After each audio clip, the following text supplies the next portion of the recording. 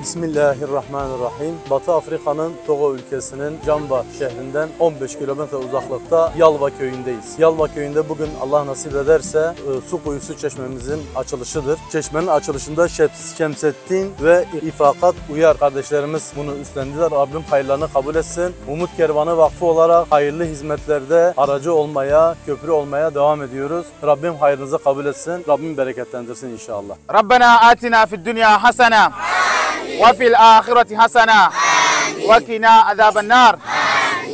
Allahümme ensurhum, Allahümme zidhum, Allahümme zidhum, Allahümme ecma beynena fi cennetil firdos ya Rabbi ya Kerim. Atekbir! Atekbir! Atekbir! Atekbir!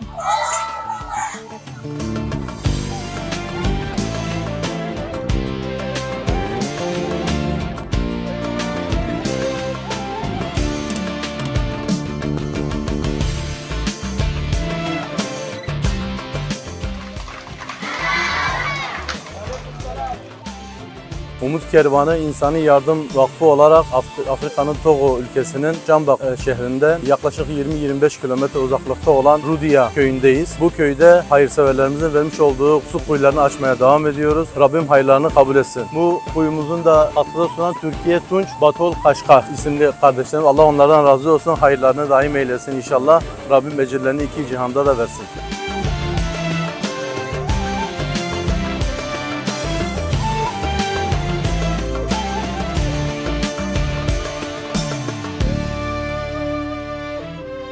Kervanı İnsani Yardım Vakfı olarak şu anda Afrika Togo'da su kuyularını açmaya devam ediyoruz. Ve şu anda Anya'ya bağlı Çagri köyündeyiz.